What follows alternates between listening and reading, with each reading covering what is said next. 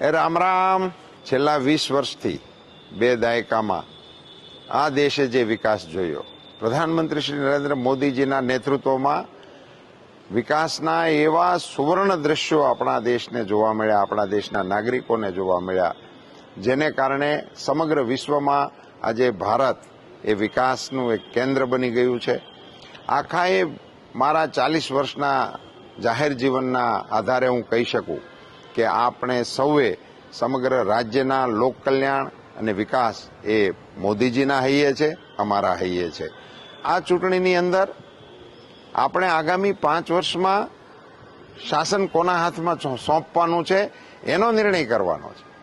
અને જ્યારે મોદીજીએ આપણને વિકસિત ભારત બનાવવાનું લક્ષ્ય લઈ અને સરકાર ચલાવવાનો સંકલ્પ કરેલો હોય એવા સંજોગોમાં આપ સૌએ 7મી તારીખે વહેલી સવારે ઉઠીને કમળના નિશાન ઉપર મતદાન કરીને મોદીજીના હાથ મજબૂત કરીને આ રાષ્ટ્રનું સુકાન ફરીથી આપણા લાડીલા મોદીજીના હાથમાં આપણે સોંપીએ, એના હાથ મજબૂત કરીએ। આવો સાથે મળીને લોકશાહીના પર્વમાં ઉમંગભેર ભાગ લઈએ।